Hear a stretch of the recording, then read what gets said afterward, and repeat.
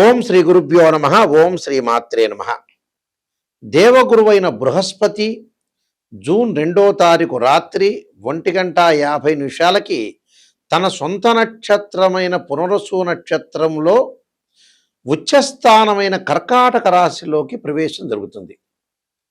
July 17 వరకు కూడా కర్కాటక రాశిలో ఉండటం, జూలై 17వ తారీఖు నుంచి మళ్ళీ దేవగురువైన బృహస్పతి రవితోటి కంజంక్షన్ అయి అస్తమయం జరుగుతుంది.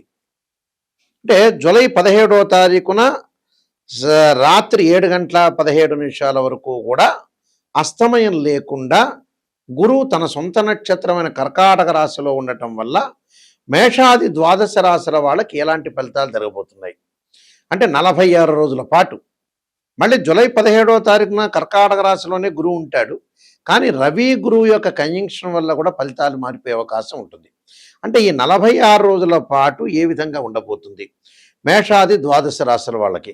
గురువు ధనకారకుడు, సంతానకారకుడు, యశస్కారకుడు, కీర్తి, విద్య, ఉద్యోగము, గౌరవ మర్యాదలు, అలానే ప్రతి విషయంలో కూడా మనం గురుబలం కావాలనుకుంటాం. మనం వివాహాది సంబంధాల విషయాల్లో కానీ గోచారరీత్యా అంటే గురుబలం అనేది బాగా ఉంటే మనకు అన్ని పనులన్నీ కూడా సర్వత్రా విజయం లభించే అవకాశం ఎక్కువ ఉంటుంది.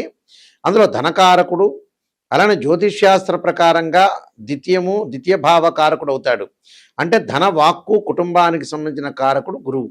అలానే పంచమ భావాధిపతి కూడా గురువే. భాగ్య లాభాధిపతులు, భావానికి కూడా అధిపతులు కూడా గురువే అవుతాడు ఇక్కడ.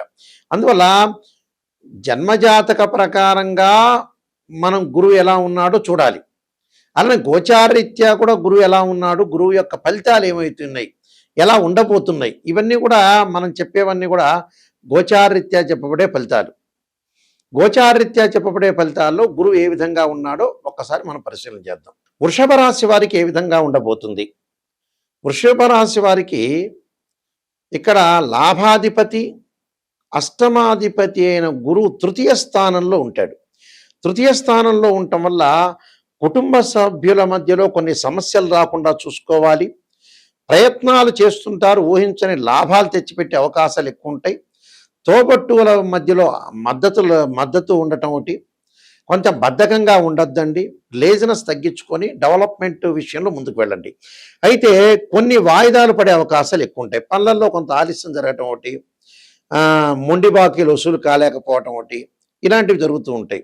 అయితే ఆర్థిక స్థితి విషయానికి మనం వస్తే ప్రధానంగా ఖర్చులు కూడా బాగా పెరగటం ఒకటి, ఖర్చులతో పాటు కుటుంబ సభ్యులతోటి చిన్న చిన్న విషయాల్లో గొడవలు, బంధుమిత్రులతో ఎక్కువగా కలహాలు ఉండటం, అనారోగ్యానికి కొంత డబ్బులు ఖర్చు పెట్టే అవకాశాలు, వైద్య చికిత్సలకు వెళ్ళటం ఒకటి, మందులు ఎక్కువగా కొనుగోలు చేయటం, అధిక ప్రయాణాలు, అనవసరమైన గొడవలు, అనవసరమైన రాద్ధాంతాల వల్ల కూడా డబ్బులు ఖర్చు అయ్యే అవకాశాలు ఎక్కువ ఉంటాయి. అంటే వృత్తి, ఉద్యోగ, వ్యాపారాల యందు కూడా కొన్ని కష్ట నష్టాలు బాగా పెరిగే అవకాశాలు ఎక్కువ ఉంటాయి.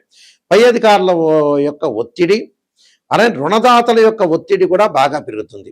అలాంటి ఒత్తిడి లేకుండా చూసుకోవడం చాలా ఇంపార్టెంట్. ఎందుకంటే ఆ ఒత్తిడి పెరగటం వల్ల కూడా కొన్ని ఇబ్బందులు కలిగే అవకాశాలు ఉంటాయి. కాబట్టి కొద్దిగా జాగ్రత్తగా ఉండి ముందుకు వెళ్తే మనకి మంచి జరిగే అవకాశాలు ఖచ్చితంగా ఉంటాయి. కాబట్టి ఇలాంటి విషయాలు కొంత శ్రద్ధ పెట్టి ముందుకెళ్తే మనకు మంచి. అంటే వివాహాది శుభ కార్యక్రమాలు కొంత వాయిదా పడటం ఒకటి, వివాహ శుభ కార్యక్రమాలు వాయిదా పడుతూ ఉంటాయి. దీనివల్ల ఆర్థిక పరంగా సమస్యలు రాకుండా చూసుకోవాలి. ఎవరికి కూడా డబ్బులు ట్రాన్సాక్షన్ చేయకూడదు. డబ్బులు ఇస్తే మళ్ళీ తిరిగి వచ్చే అవకాశం అనేది ఉండదు. కాబట్టి ఖచ్చితంగా వీళ్ళు చేయాల్సింది ఏమిటి అని అంటే దత్తాత్రేయ స్వామి యొక్క పాలన చేయాలి. దత్త కవచాన్ని చదువుకోవటం వల్ల కూడా వీళ్ళకి మంచి జరిగే అవకాశాలు ఖచ్చితంగా ఉంటాయి. మన జాతకంలో ఎప్పుడైనా సరే 2 ఉంటాయి. ఒకటి బర్త్ చార్టు, రెండోది గోచారం. ఇప్పుడు ప్రస్తుతం చెప్పబోయేది ఏంటంటే ఇవన్నీ గోచార ఫలితాలు అంటారు. గోచార పరంగా తన రాశి దగ్గర నుంచి 2, 5, 7, 9, 11 స్థానాల్లో ఉంటే గురువు మంచివాడు అని అర్థం. ఇది గోచారం, గుర్తుపెట్టుకోవాలి. అంటే this is the translation system. Birth chart అలా కాదు. మన బర్త్ చార్ట్లో మన జన్మజాతకాన్ని తీసుకుని మ్యాథమెటికల్ క్యాలిక్యులేషన్ వేసి బర్త్ చార్ట్లో 6, 8, 12 స్థానాల్లో గురువు ఉండకూడదు. అంటే 6వ స్థానం, 8వ స్థానం, 12వ స్థానంలో గురువు ఉంటే డబ్బు పరంగా ఆర్థిక సంబంధాల విషయంలో కొంత ఇబ్బందులు కలిగే అవకాశాలు బాగా ఎక్కువ ఉంటాయి. అంటే డెవలప్మెంట్ ఉండదు అని అర్థం. గురువు రాహుతో కానీ కేతువుతో కానీ శనితో కానీ కలిసి ఉండకూడదు. గురువు ఆరుద్ర స్వాతి శతభిషము అలానే అశ్వని మఖ మూలా నక్షత్రంలో కానీ పుష్యమి అనురాధ ఉత్తరాభాద్ర నక్షత్రంలో కలిసి ఉండకూడదు. అంటే రాహుతో కానీ కేతువుతో కానీ శనితో కానీ కంజంక్షన్ కాకూడదు. 6, 8, 12 స్థానాల్లో జన్మజాతక రీత్యా ఉండకూడదు. గోచారరీత్యా మళ్ళీ విధానం వేరు, దాని కండిషన్ వేరు. గోచారరీత్యా తన రాశి నుంచి 2, 5, 7, 9, 11 స్థానాల్లో ఉంటే గురువు మంచివాడు అని అర్థం. ఇక్కడ గురుబలం అనేది మనం తక్కువ ఉంటే ఏం చేయాలి? గురువుకి అధిదేవత, అధిష్టాన దేవత, అంతరిక్ష దేవతలు కొంతమంది ఉంటారు. అంటే అక్కడ అంతరిక్ష దేవత అయిన తారామహాదేవి యొక్క స్తోత్రాన్ని పారాయణం చేయాలి. అలానే ఇంద్రాణిని అంటే ఇంద్రుణ్ణి పూజ చేయాలి. ఇంద్రాణిని యొక్క స్తోత్ర పారాయణం చేయాలి. అమ్మవారి యొక్క ఆరాధన, దత్తాత్రేయ స్వామి యొక్క కవచము, దత్త పారాయణం చేసుకోవాలి. అంటే సంతాన కారకుడు, సంతానం లేని వాళ్ళు కొంతమంది ఉంటారు. సంతాన కారకుడు గురువే. సంతానపరంగా దోషం కలిగిందనుకోండి, సంతాన గోపాలకృష్ణ మంత్రాన్ని చదువుకోవటం, దత్తాత్రేయ స్వామి యొక్క కవచము, దత్తపారణము, బృహస్పతి పాశుపతాశ్రుద్రాభిషేకం చేసుకోవటం, అలానే బృహస్పతి హోమము, శనగలు దానం చేయటం, ఆ శనగలకు సంబంధించిన ఎల్లో పసుపు కలరు క్లాత్ని దానం చేయటం, అంటే పసుపు రంగు కలిగిన వస్త్రాన్ని దానం చేయాలి, శనగలు దానం చేయాలి. శనగలతో చేసిన వంటకాన్ని దేవాలయంలో ప్రధాన అర్చకులకు ఇచ్చి గురువారం రోజున చక్కగా భక్తులకు వితరణ చేయమని చెప్పాలి. గురువును పూజ చేయాలి.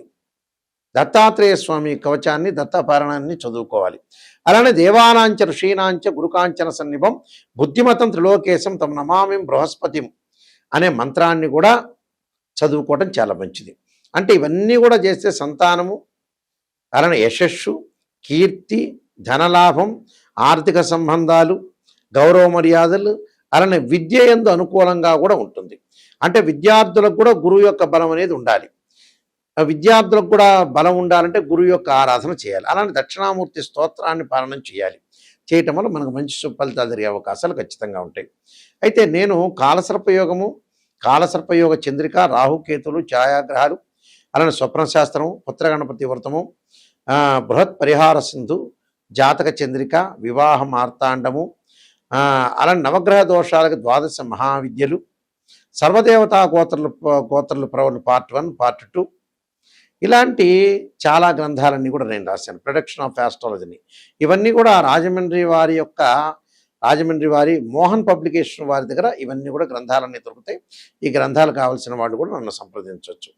అలానే ఎప్పుడైనా సరే జాతకాన్ని చూపించుకునేటప్పుడు ఎవరైనా సరే మమ్మల్నే కాదు ఎవరిని మీరు ఆస్ట్రాలజర్ని అప్రోచ్ అయినా ఫస్ట్ నెగిటివ్ తెలుసుకోవాలి.